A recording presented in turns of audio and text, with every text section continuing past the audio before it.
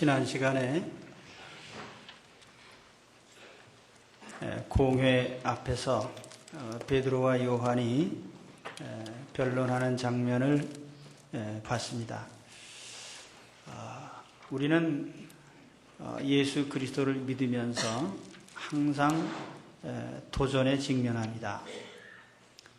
우리 신앙에 대한 도전, 또는 우리의 삶에 대한 도전, 그리고 그것을 우리가 어떻게 해결하고 또 어떻게 대응하느냐, 이것이 우리에게 아주 중요한 삶의 방법이죠. 그런데 오늘 기독교 역사에서 최초로 반대자들과 박해자들의 앞에서 사도들은 어떻게 했는가, 우리가 이거를 보면서 배우고자 합니다. 지난 시간에는 사도들이 성령의 충만함을 받아서 대응에 나선 것을 봤습니다. 성령 충만한 능력으로 우리가 대응할 수 있다. 그리고 또 한 가지는 그들이 가지고 있는 복음에 대한 확신입니다. 내가 가고 있는 길, 내가 믿고 있는 바가 옳은 것이고 선한 것이고 또 이것은 유일한 것이다. 그래서 예수님의 유일성에 대한 확신을 가지고 있으라는 걸 말씀드렸어요. 오늘은 그 말씀에 이어서 신문하는 공회원들을 꼼짝 못하게 한 몇 가지 요인들을 또 같이 보고자 합니다. 우리가 이와 같은 사도들의 태도를 보면서 이것은 우리의 신앙 도전에 대한 하나의 대응 방법이기도 하고, 또 우리가 살아가는 인생의 도전의 측면에서 우리가 처신해야 될 우리의 바른 자세이기도 합니다. 그래서 오늘 이 말씀을 통해서 우리는 사도들이 어떻게 대응을 했고 어떤 것이 이 박해자들을 두렵게 했는가, 이런 것들을 살펴보고자 합니다. 우선 첫째는 사도들의 담대한 증언입니다. 이 담대함, 베드로와 요한이 담대하게 말함을 보고, 이 담대한 자세, 이것이 중요합니다. 담대하다는 이 말은 파레시아라는 헬라어인데 언론의 자유라는 뜻도 있습니다. 무엇이든지 말한다는 뜻인데요. 그래서 이제 언론의 자유라는 그런 의미로 번역되기도 합니다. 그리고 신약 성경에서는 이 단어가 담대하다는 말로 또 번역이 됐습니다. 사실 담대하다는 것은 무엇이든지 말할 수 있다는 뜻이기도 하죠.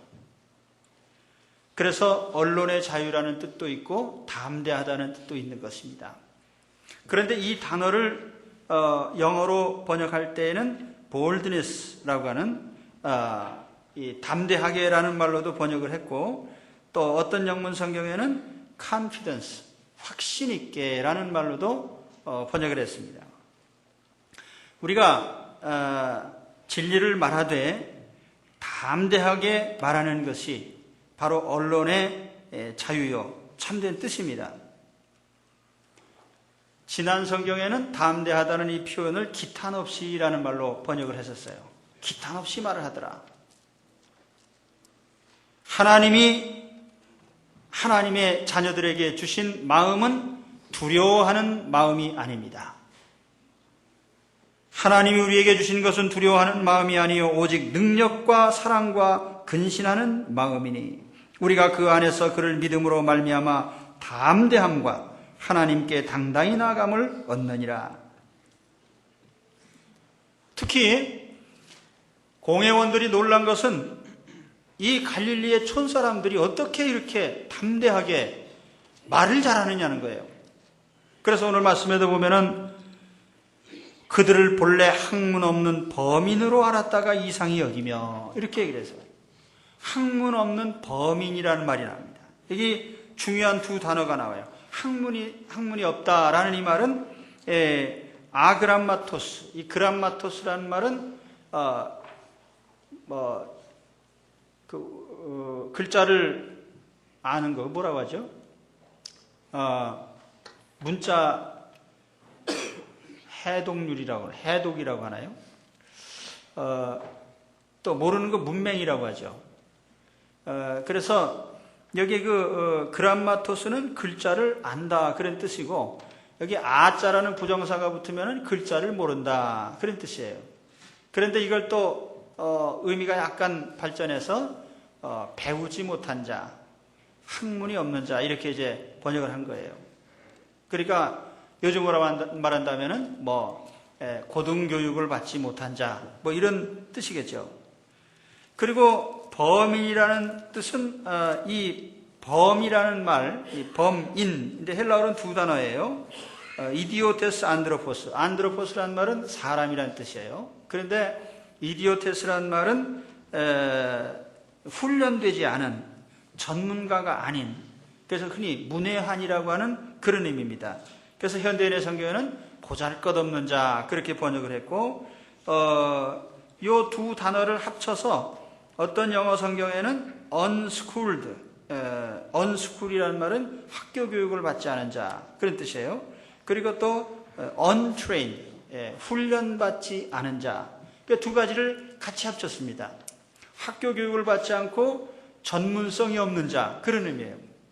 그러면 베드로와 요한은요, 랍비들의 통상 그 유대 사회에서 최고 지도자를 랍비라고 하는데, 랍비가 되기 위해서는 이 랍비 스쿨을 나와야 돼요. 학교 교육을 받아야 되고, 그 외에도 랍비가 되기 위한 철저한 훈련의 과정을 받아야 됩니다. 지금도요, 정통 유대인 사회에 가서 보면 랍비가 최고입니다. 근데 이 랍비가 되는 것은 대단히 어려워요. 대학 교육을 받고 박사학위를 받고 여러 가지 한 후에 이제 율법 교육을 또 전문적으로 이렇게 또 훈련을 받습니다. 그래서 세상적으로 봐도 만물 박사고 하나님 말씀에도 아주 능통한, 그게 이제 랍비들인데, 그럼 베드로와 요한이 랍비 스쿨 다닌 적이 있어요? 그런 적 없습니다. 또 그렇다고 베드로와 요한이 무슨 출신이 예루살렘 출신도 아니고 저기 시골 출신인데다가 직업도 어부입니다. 그러니까 무슨 전문성이라고는 하나도 없는 사람인데 구약 성경을 아주 줄줄이 꿰고 있고, 선지자가 말씀한 그 내용을 아주 신통하게 또 인용을 하고 교리적으로 아주 논리정연하게 얘기를 하니까 이 사두개인들이나 바리새인들도 꼼짝을 못한 겁니다. 그러면서 뭐라고 했습니까? 저 사람들이 저게 무식쟁인데 어떻게 저렇게 말을 잘할까? 여러분, 우리가 예수 그리스도 안에 들어오면 이와 같이 지혜롭게 말할 수 있는 자들이 되는 것을 믿으시기 바랍니다. 그 어떤 사람들이 그래요. 저 사람 예수 믿더니 말도 잘하네. 근데 그 말은 우리가 두 가지로 받아들일 수 있어요. 하나는 예수 그리스도를 믿더니 진짜 지혜가 생겨서 말을 옳게 하는, 그 이제 말 잘하는 거죠. 또 한 가지는 말만 잘한다.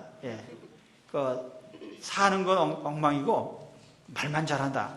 이제 그런 뜻도 있어요. 그래서 저 사람 예수 믿더니 말 잘하네 하는 말을 들을 때 이 전자의 뜻을 갖기를 바랍니다. 그래서 예수 그리스도를, 근데 우리가 주님 안에 들어오면 정말 우리가 참다운 지혜가 생기기 때문에 논리도 생기고 또 하나님의 진리를 잘 증거할 수 있는 그런 사람이 되는 겁니다. 왜냐하면은 복음의 진리, 구원의 진리를 아는 것은 세상의 배움과는 상관이 없는 문제예요. 바울이 고린도 교인들에게 이런 말을 했습니다. 그러나 하나님께서 세상에 미련한 것들을 택하사 지혜 있는 자들을 부끄럽게 하시려고, 강한 자들을 부끄럽게 하시려고 약한 자를 택하시고, 또 세상에서 신분이 높은 사람들을, 존귀한 사람들을 부끄럽게 하시려고 비천한 자를 하나님께서 택하시더라. 그러니까 우리가 세상적으로 많이 배웠다고 해서 구원의 진리를 다 아는 게 아니에요. 실제로 보면은 성경에 그런 사례가 나옵니다. 제가 지난주에도 말씀드렸지만 바울이 아테네에 가서 설교를 할 기회가 있었는데 그 아테네 시민들이 얼마나 자부심이 있고 또 대단한 긍지가 있는 사람들이에요. 그래서 플라톤이 그랬던가요? 나는 야만인으로 태어나지 않고 그리스 사람으로 태어난 것을 자랑스럽게 생각한다. 그 그리스 사람들이 이 철학과 사상이 발전된 그런 사람들이에요. 근데 바울이 가서 복음을 전하니까 이 사람들이 딱 듣고서 저 이상한 소리 하네. 그래가지고 뭐라고 했냐면은 야, 저 말쟁이가 무슨 말 하나 들어보자. 그 당신이 새로운 말을 하는 것 같은데 당신의 그 이론을 한번 얘기해봐라. 그러니까 바울이 이제 사도행전 11장에 보면은 그 아테네 시민들에게 1장 설교를 한 겁니다. 근데 그 설교는요, 사도행전에 바울이 한 설교 중에 가장 아주 그 지식적인 설교예요. 그리고 논리정연한 설교입니다. 그래서 이방인에게 특히 유식한 사람들에게 설교할 때 하나의 모델이 바울이 아테네에서 한 그 설교입니다. 그런데 결과는 어떠냐? 사도행전 17장 32절에 보면은 듣고 혹은 조롱도 하고 혹은 이 일에 대하여 내 말을 다시 듣겠다 하니, 자, 어떤 사람들은 저 웃기는 얘기구만. 예. 그리고 또 어떤 사람들은 야, 그거 좀 새로운 얘기 같은데 한번 더 들어봐야 되겠다. 그게 전부예요. 만일 베드로가 이 설교를 예루살렘에서 했더라면 어떻게 될 뻔했습니까? 3,000명씩 막 회개하고 나오는데 이 아테네 사람들한테 가서 설교를 했더니 그거 무슨 얘기냐? 예, 저 말쟁이가 무슨 이상한 말 한다. 한 놈도 안 믿는 거예요. 그러니까 이게 뭡니까? 학식이 많다고 구원의 진리를 다 빨리 알아듣는 게 아니다 말이에요. 그렇기 때문에 우리는 세상의 배움이 문제가 아니라 복음은 하나님께서 우리 마음을 열고 알려주시는 지혜인 것을 아시기 바랍니다. 그렇기 때문에 우리는 세상에서 학식이 많은 사람이라고 해서 잘 알아들을 것으로 생각해도 안 되고, 누구 앞에서나 우리는 우리가 깨달은 바를 그저 담대하게 얘기할 뿐인 것입니다. 이 공회원들이 다 율법의 전문가도 있고 제사장도 있고 사회 지도층 인사입니다. 장로들도 있고. 그런데 그들도요, 복음을 못 알아들은 거예요. 예수님께서 말씀하시기를 이때 예수께서 성령으로 기뻐하사 가라사대 천지의 주제이신 아버지여, 이것을 지혜롭고 슬기 있는 자들에게는 숨기시고 어린아이들에게는 나타내심을 감사하나이다. 여러분, 오늘 우리는요, 이해력이 뛰어나기 때문에 복음을 알고 예수님을 영접한 게 아니에요. 하나님께서 우리에게 그와 같은 것을 알아들을 수 있게 하시고, 그래서 우리는 알아듣고 예수님을 믿게 된 것입니다.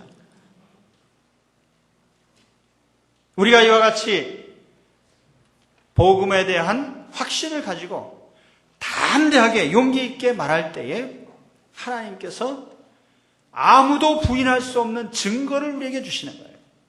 오늘 여기에 사도들이 용기 있게 말을 하니까 사실 이 사람들 못 배운 사람인데 말 잘하네, 그거는 인정을 했지만 꼼짝하지 못하고 사도들 앞에 굴복할 수밖에 없었던 것은 여기에 그 다음에 나오는 구절에 들어있습니다. 전에 예수와 함께 있던 줄을 알고 예수님과 함께 했다는 사실, 주님이 나와 함께 한다는 사실, 그것이 더 큰 증거입니다. 어쩌면 여기 공회원들은 베드로 사도, 요한 사도를 지금 잡아 세워놓고 이 사람들에게 사형 선고를 내릴 수도 있고 얼마든지 처벌할 수 있어요. 그런데 더 두려운 것은 뭐냐면은 이전에 예수를 처벌했는데 이게 안 없어지고 더 폭발적으로 늘어난 겁니다. 그러니까 두려운 거죠. 이 사람 예수님과 함께 했었는데 그 사실이 어쩌면 공회원들을 더 두렵게 만들었는지도 몰라요. 그리고 또 한 가지 움직일 수 없는 증거가 뭐냐면은 거기에 고침받은 사람이 서 있는 거예요. 아마 이 사람은 자기를 고쳐준 베드로 사도가 붙잡혀가니까 깜짝 놀래가 쫓아간 것 같습니다. 그래서 부인할 수 없는 사실이 있는데 벌 받을 일이 없는데 왜 붙잡아가냐 이거예요. 그래서 아마 여기까지 온 것 같아요. 그러니까 공회원들이 딱 볼 때 여기 문 앞에 앉아서 구걸하다가 고침받은 게 분명한데 이걸 어떻게 우리가 부인하게 되냐 말이죠. 다른 말로 하면은 말만 용기 있게 한 것이 아니고 그 말씀의 결과로 기적이 나타났어요. 그러니까 움직일 수 없는 증거가 있는 것입니다. 어쨌든 여러분, 오늘 우리가 세상의 도전 앞에서 진리를 용기 있게 말씀하시기 바랍니다. 담대하게 말씀하시기 바랍니다. 세상은 끊임없이 기독교에 대한 도전을 해오고 있습니다. 그것이 초대교회부터 지금까지 있어온 역사입니다. 그래서 우리가 어떤 경우에도 움츠러들지 말고 담대하게 복음을 자랑하시기 바랍니다. 그 다음에 보면은 공회가 결의하는 장면이 나와요. 공회가 이제 베드로와 요한 사도에게 당신들은 잠깐 나가 있으라. 우리가 의논을 해야 되겠다. 사실 어떻게 보면은 법률적인 것을 적용할 적에 거기에 잘못한 사람이 있으면은 그냥 몇 조 몇 항에 어긋났다 그러고 처벌하면 되는 것인데 실제로 지금 어떤 법률을 위반한 게 없거든요. 그러니까 잘못이 없는데 처벌을 하려니까 수군수군 할 수밖에 없는 거예요. 그래서 당사자들은 내보내고 이제 자기들끼리 앉아서 얘기를 하는 겁니다. 서로 의논하여 이르되 15절에 보세요. 이 사람들을 어떻게 할까? 그들로 말미암아 유명한 표적 나타난 것이 예루살렘에 사는 모든 사람에게 알려졌으니 우리도 부인할 수 없는지라. 이게 유명한 표적이라 한 것은 벌써 그 사건이 알려졌다는 거예요. 그리고 많은 사람이 알고 예수님을 믿는 사람도 또 수천 명씩이나 생겨났어요. 이런 상황에서 이거 어떻게 돌이킬 수가 없다는 겁니다. 그래서 이들이 의논한 게 뭐예요? 이것이 민간에 더 퍼지지 못하게 그들을 위협하여 이후에는 이 이름으로 아무 사람에게도 말하지 말게 하자. 그 결의사항이 뭡니까? 예수의 이름을 사용하지 말아라 이겁니다. 그러니까 우리는 뒤집어 생각하면 되죠. 반대자들이 마귀가 우리한테 예수의 이름을 쓰지 말아라 그러면 우리는 어떻게 해야 돼요? 더 써야죠. 왜냐하면 그걸 마귀가 제일 두려워하는 거예요. 예수님의 이름을 사용하는 거예요. 예수의 이름으로 일어날지어다. 예수의 이름으로 명하노니 귀신아 물러가라. 예수님의 이름을 쓰지 말라는 거예요. 그럴수록 우리는 예수님의 이름을 써야죠. 남이 예수님의 이름을 부르지 말라고 하면 우리는 더 불러야 돼요. 그리고 다른 말로 하면 우리가 믿는 예수 그리스도, 우리 주님에 대해서 우리는 항상 자긍심을 가지고 자부심을 가지고 누구 앞에서나 자랑스럽게 얘기를 하십시오.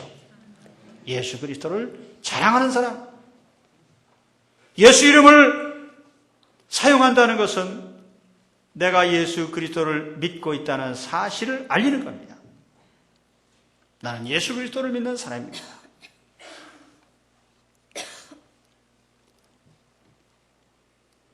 제가 처음에 전 직장생활 딱 2년 했습니다.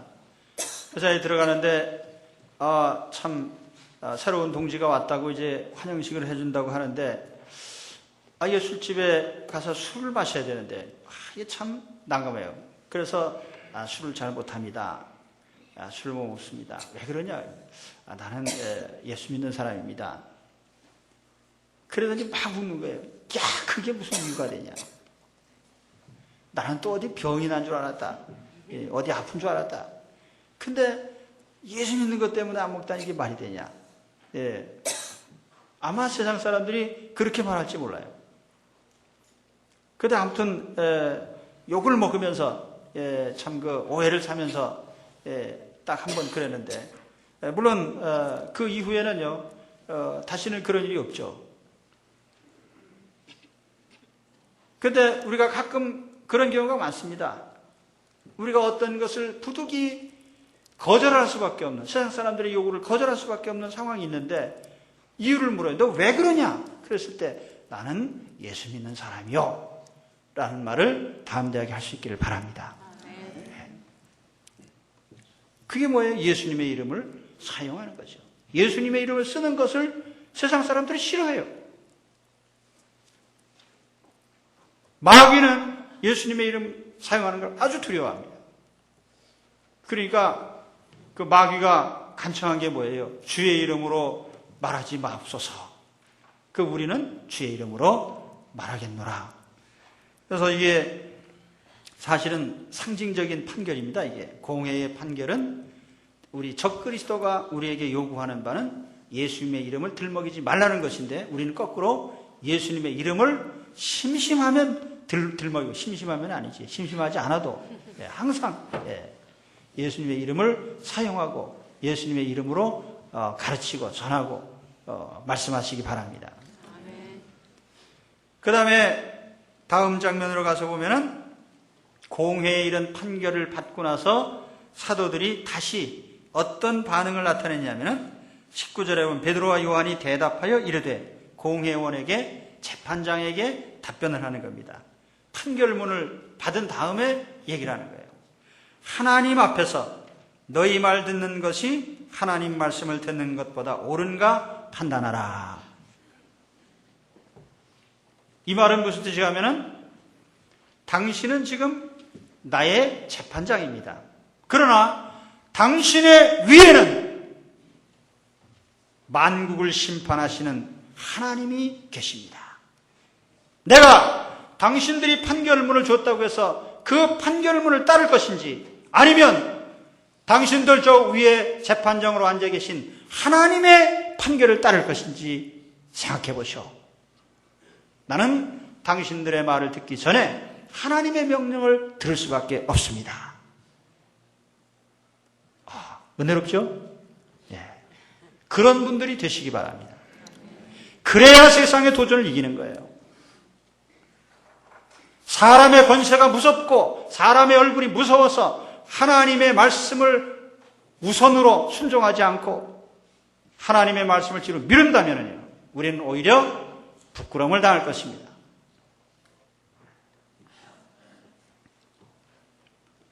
저는 이 말씀을 보면서 많은 생각을 했어요.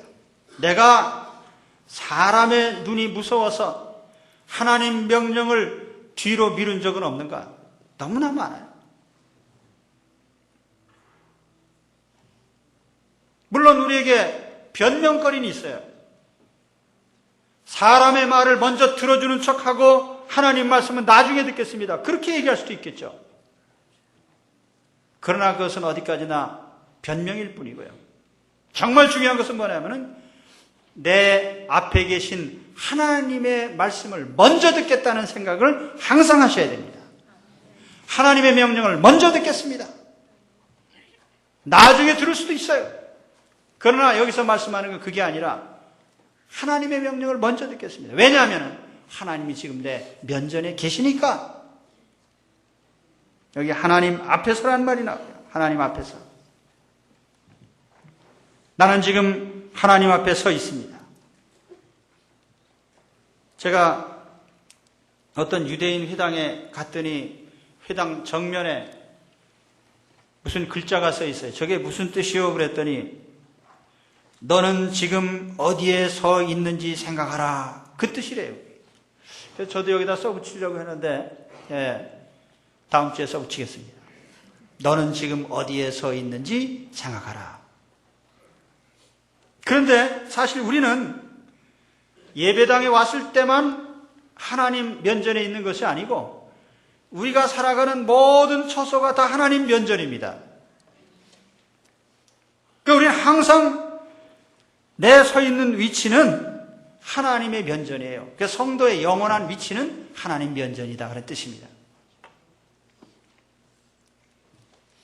칼빈의 평생 모두가 뭐예요? 하나님 앞에서입니다. 하나님 앞에서. 코람데오, before God, 하나님 앞에 나는 있다. 내가 예배당에 있을 때도 하나님 앞에 있는 것이고, 내가 술집에 갔을 때도 하나님 앞에 있는 거예요. 예. 그러니까 누구 얘기를 들을지 항상 판단하셔야 되는 겁니다.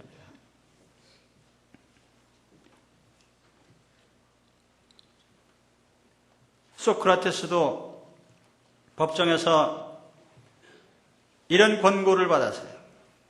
네가 만일 진리라고 하는 것이나 지혜라고 하는 것을 사람들 앞에 가르치지 않는다면 너를 자유인으로 석방하겠다. 그랬더니 소크라테스가 뭐라고 말했냐면은 나는 당신들의 말보다는 오히려 신에게 복종하겠소 라는 유명한 말을 했다고 합니다. 오늘 우리 하나님을 믿는 사람들은 우리는 항상 하나님 면전에 있는 걸 알아야 돼요. 그렇기 때문에 하나님 명령을 먼저 순종하는, 이 먼저라고 하는 거 대단히 중요한 겁니다. 누구든지 예수 믿는 사람들이 다 하나님 말씀을 안 듣겠다는 사람은 없어요. 그러나 순서로 보면 항상 사람의 말을 먼저 듣고 나중에 하나님의 말씀을 들으려고 하는 사람들이 많다 이 말이에요. 그런데 오늘 여기서 중요한 건 뭐냐? 순서입니다. 하나님 말씀을 내가 먼저 순종한 뒤에 당신의 말을 순종하겠습니다.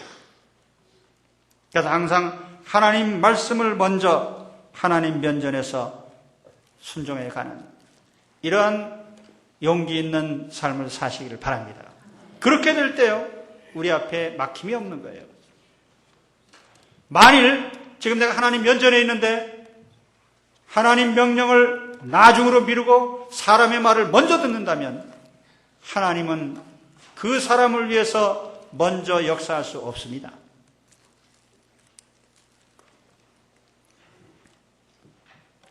그리고 또 한 가지 오늘 말씀 20절에 보면 우리는 보고 들은 것을 말하지 않을 수 없다.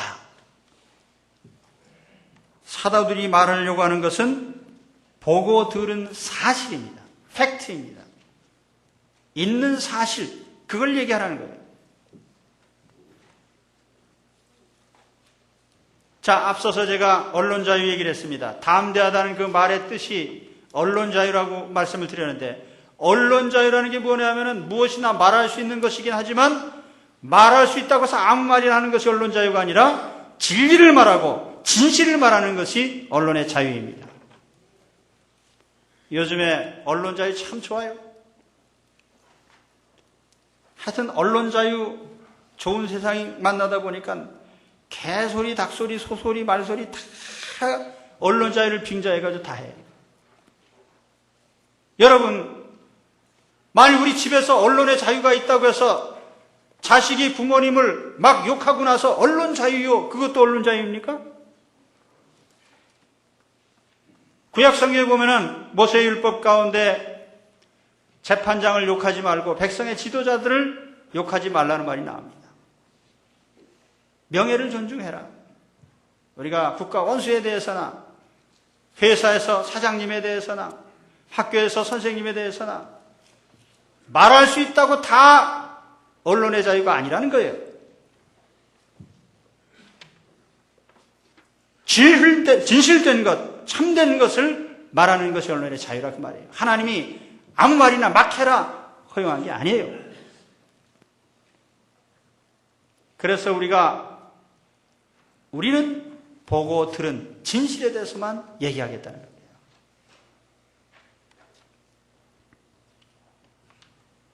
요한 사도는 요한일서 1, 2절에 태초부터 있는 생명의 말씀에 관하여는 우리가 들은 바요, 눈으로 본 바요, 주목하고 우리 손으로 만진 바라. 자기 손으로 만지고 눈으로 보고 귀로 들었다는 거예요. 베드로후서 1장 16절에 보면 베드로 사도는 거룩한 산에서 직접 들은 하나님의 음성을 얘기를 합니다. 그때 우리는 하나님의 음성을 직접 들었다.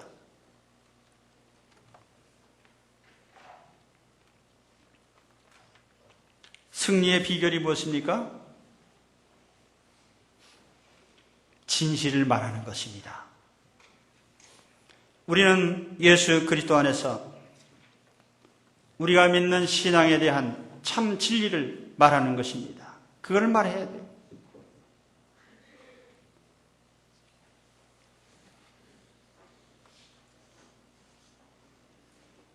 자, 베드로와 요한은 판사의 판결문을 받았습니다.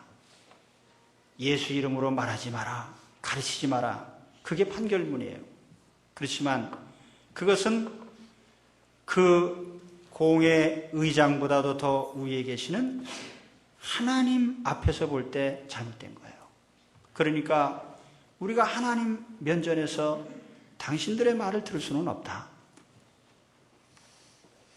그래서 하나님 면전에 그들은 하나님 말씀 우선주의를 선택을 했습니다. 그리고 또 한 가지는 우리는 있는 사실만 얘기하겠다. 진실을 말하겠다는 거예요. 그래서 진실을 말하는 자를 세상은 이기지 못하는 거예요. 언론의 자유가 보장되어 있고 담대하게 말하라고 해서 아무 말이나 하는 것은 아닙니다. 우리 그리스도인들은 하나님의 말씀, 진리를 전파하는, 진리를 말하는 자들입니다. 이렇게 할 때에 우리 앞에 어떤 세력이 있다 해도 우리는 이길 줄 믿습니다. 기독교의 역사를 보면은요, 기독교가 위선으로 잘못된 것으로 가득 차 있을 때에는 세상 권력이 아무리 강해도 무너졌습니다. 교회가 힘이 없었어요. 그러나 진실을 말하고 하나님 앞에서 하나님 말씀을 우선할 때에 교회는 세상의 모든 박해를 이겨갔습니다. 로마 황제들도 다 굴복하고. 그래서 세상의 역사가 그래요. 그런데 오늘날 우리 기독교인이 1000만 명이라고 하는데 우리가 진실을 말한다면 왜 세상을 이기지 못하겠는가? 그래서 여러분 담대하게 복음의 진리를 말할 수 있는 우리 여러분들이 되시기를 축원합니다. 그리고 마지막에 이 사람 고침받은 사람 나이가 나와요. 40세. 이 기적으로 고침받은 사건의 종결입니다. 이 사람 나이가 40세더라. 이 말은 뭡니까? 나이 40에 새 인생 출발했다. 그 말이죠. 오늘 우리가 그리스도 안에서 참으로 복음의 진리를 가지고요, 새 출발을 하는데 인생에는 나이가 문제가 아니에요. 하나님 앞에서 거듭나면 그때가 우리 인생의 새로운 출발점인 줄 믿습니다. 그래서 오늘도 주 안에서 예수 그리스도를 만나시고 예수 그리스도와 함께 이 나이 40의 새 인생을 출발한 사람처럼 새로운 삶을 출발하시기를 축원합니다. 기도하겠습니다.